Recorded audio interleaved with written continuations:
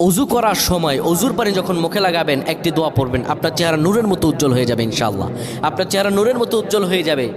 চেহারা থেকে ব্রণ, মেস্তা, কালো দাগ সহ যাবতীয় সমস্যাগুলো আল্লাহ তাআলা দূর করে দিবেন এবং আপনার রিজিকে বরকত হবে ইনশাআল্লাহ।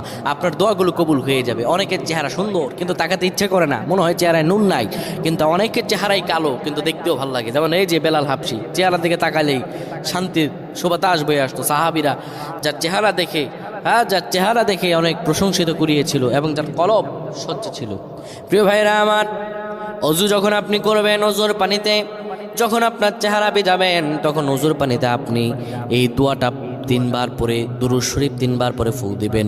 দোয়াটি হলো আল্লাহু নূরুস সামাওয়াতি ওয়াল আরদ, আল্লাহু নূরুস সামাওয়াতি ওয়াল আরদ।